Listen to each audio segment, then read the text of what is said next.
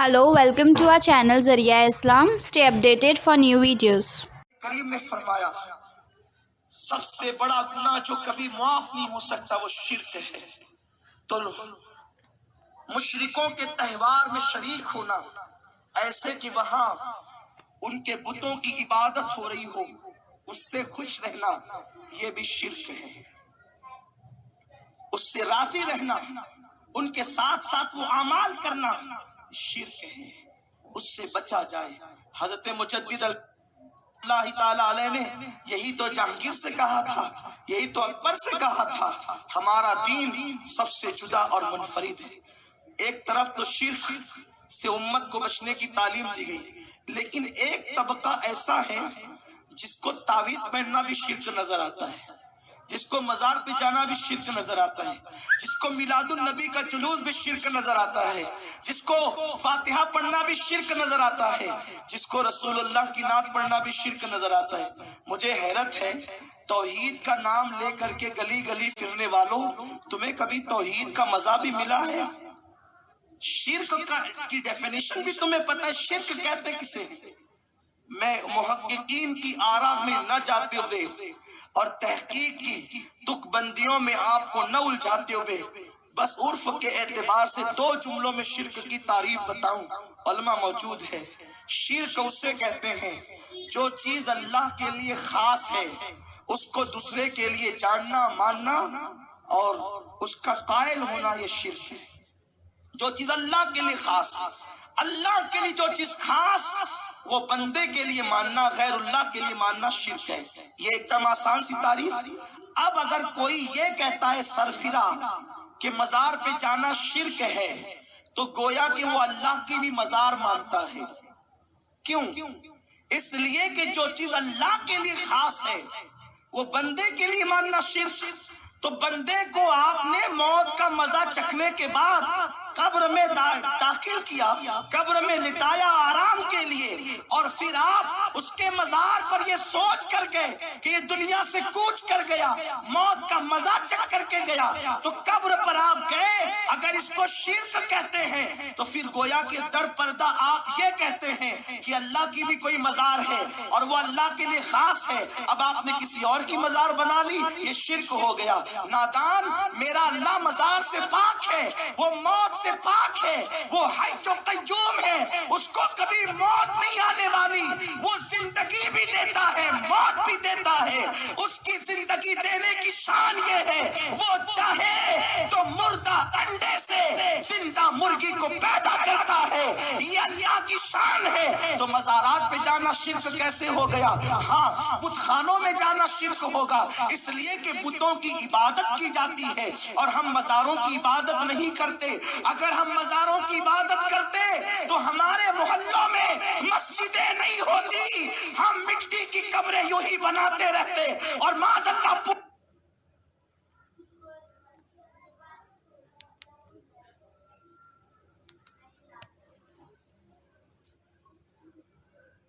پوجتے رہتے، لیکن اللہ کے سوا کسی کی عبادت کرنا ہمارے یہاں جائز نہیں ہے۔ خدا کی قسم، پوری کائنات میں اگر سب سے زیادہ ہم کسی کو پیار کرتے ہیں، عشق کرتے ہیں، تو وہ مصطفیٰ جان رحمت ہے۔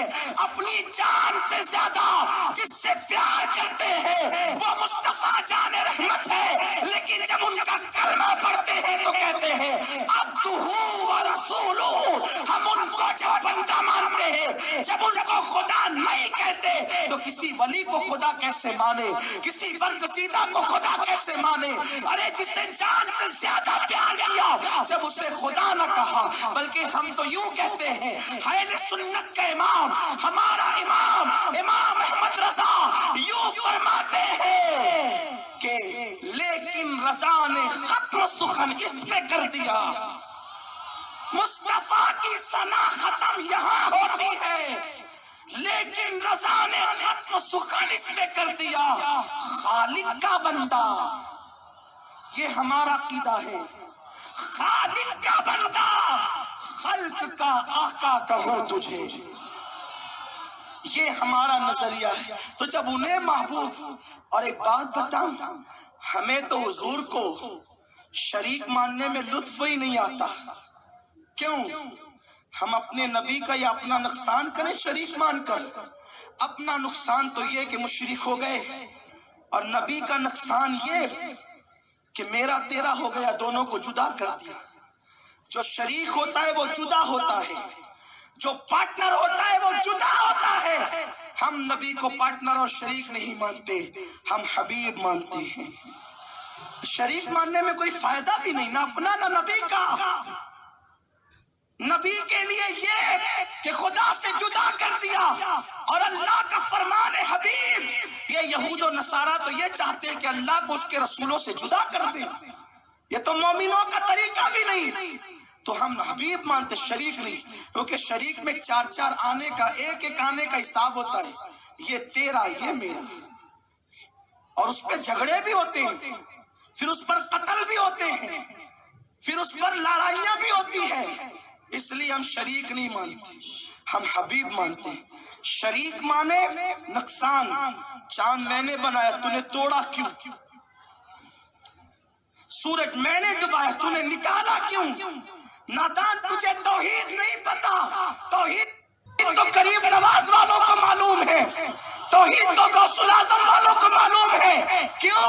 کیونکہ جن کے مذہب 1857 کے بعد انگریزوں کی میز پر بنے، وہ کیا توحید جانے؟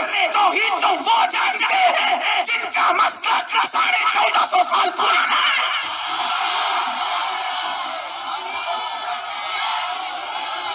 نعرے تکبیر، نعرے رسالت، علامہ سید امیر القادری صاحب قبلہ، نعرے تکبیر. شریک ماننے میں کوئی فائدہ نہیں، اس لیے شریک مانتے نہیں. ہم تو حبیب مانتے ہیں. حبیب میں میرا تیرا نہیں ہوتا. جو چار آنے کے لیے حساب میں پارٹنر سے لڑ کے آیا ہے، جب گھر آ کے محبوب کو دیکھتا ہے تو خزانوں کی کنجیاں محبوب کے قدموں میں رکھ کے کہتا ہے وہاں پارٹنر سے چار آنے پہ لڑ کے آیا ہوں، لیکن او میری جان، یہ سب تو تیرا ہے. تو چاہے رکھ دے یا لٹا دے، بلا تشبیہ بلا تمثیل. ہم شریک نہیں مانتے کہ لڑائی کا شائبہ رہے، میرا تیرا رہے. ہم تو حبیب مانتے ہیں. قدرت یوں کہے، جان میں نے بنایا، ٹکڑے تو کرے گا، تاکہ دنیا کو پتا چلے گا جب محبوب کا یہ عالم ہے تو خدا کا عالم کیا ہو. نعرے تکبیر، نعرے رسالت، علماء اہل سنت، اولاد رسول، اولاد رسول، نعرے تکبیر. ہمیں پاگل سمجھائے کہ ہم شریک مان لیں، نہیں حبیب مانتے ہیں. حبیب، سورج میں ڈباؤں گا، تو اشارہ کر کے پلٹانا تاکہ دنیا کو پتا چلے. جب بندے کی شان یہ ہے، خدا کی شان کیا ہوگی؟ اللہ اکبر. جابر کے بچوں کو موت میں دوں گا، تو پکارنا، زندہ ہو کے آئیں گے تاکہ پتا چلے محبوب کی یہ شان ہے. خدا کی شان کیا ہوگی؟ حبیب، جب تو کعبے کو چھوڑ دے گا، کعبہ سب سے قیمتی ہوگا، وہ حرم ہوگا، لیکن جب تو مدینے میں قدم رکھے گا تو کعبے والے شہر سے زیادہ دگنا برکت مدینے میں کر دوں گا تاکہ پتا چلے مصطفیٰ کے قدموں کا یہ عالم ہے تو خدا کی شان کا عالم کیا ہوگا. میرے پیارے آقا علیہ السلام کے پیارے دیوانوں، ہم شریک نہیں مانتے، حبیب مانتے. اس لیے ہم کہتے شرک سے بچو، شرک سے بچو. لوگ کہتے ہیں حضور کے لیے کھڑے ہو گئے، شرک ہو گیا. 15 اگست پہ تم جھنڈے کے لیے، راشٹر گیت کے لیے کھڑے ہو گئے تو شرک نہ ہوا؟ اسی لیے کہتے ہیں انگریزوں کی میز پر بنے ہوئے مستق کو قبول کرنے میں بڑا نقصان ہے. انگریزوں کی میز پر بنے ہوئے مستق کو قبول نہ کرو، ورنہ ہند میں وہابیت، دیوبندیت، قادیانیت، چکرالیت، یہ سب کے سب 1857 کے بعد ہے. اپنا وجود نہیں بتا سکتے. ہاں، ہند میں اگر آپ کو ملے گا تو مصطفیٰ جان رحمت کا غلام ملے گا. ہند غریب نواز آئے نا، غریب نواز آئے، داتا صاحب کی مزار پہ فاتحہ پڑھ کے چلا کر کے آئے. یوں بھی آ سکتے تھے. غوث پاک کے مزار پہ گئے تو آواز آئی، معین الدین ہند میں اللہ کا شعر رہتا ہے. وہ پورا اکھنڈ بھارت ہے نا، لاہور بھی ہند کا شاعر تھا پہلے، ابھی ظالموں نے جدا کر دیا. لوگوں کو جدائی سے بہت پیار ہے، لیکن ہمیں جدائی سے نہیں، ہم تو خواجہ کا پورا ہندوستان مانتے.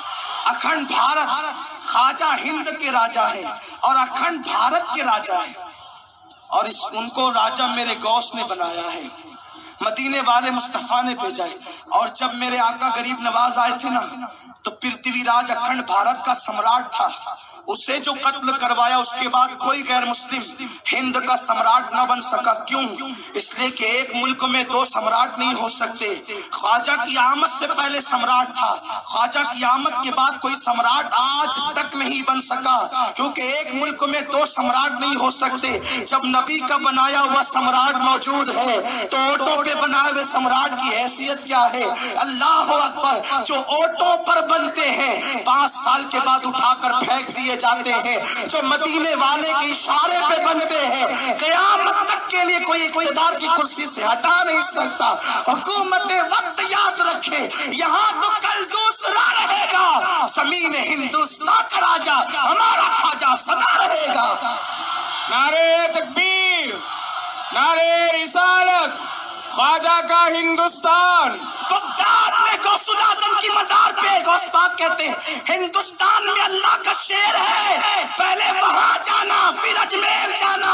غریب نواز وہاں آئے، پہلے مزار پہ حاضری دی، پھر 90 لاکھ کو کلمہ پڑھایا اور بتا دیا جو 90 لاکھ مشرکوں کو مسلمان بناتا ہے وہ معین الدین بھی مزار پہ جاتا ہے. اگر مزار پہ جانا شرک ہوتا تو توحید کا اجالا لانے والا معین الدین کبھی مزار پر نہ جاتا. میرے پیارے آقا علیہ السلام کے پیارے دیوانوں، مزاروں کو مٹی کا ڈھیر کہنے والوں، اللہ کا قرآن تم نے نہیں پڑھا. میرا اللہ فرماتا ہے لا اقسم بمواقع النجوم، قسم ہے اس مقام کی جہاں تارے ڈوب جائیں. اسلام بھی اور سائنس بھی کہتے ہیں تارے چھپتے ہیں ڈوبا نہیں کرتے. تارے چھپتے ہیں ڈوبا نہیں کرتے. شیخ محی الدین ابن عربی کہتے ہیں، امام سیوطی نقل کرتے ہیں کہ جب تارے ڈوبتے نہیں تو اللہ نے تارے ڈوبنے کی قسم کیوں یاد فرمائی؟ تو کہا تارے سے مراد یہاں اللہ کا ولی ہے اور ڈوبنے سے مراد ان کا مزار ہے. اللہ نے مزار اولیاء کی قسم قرآن میں یاد فرمائی.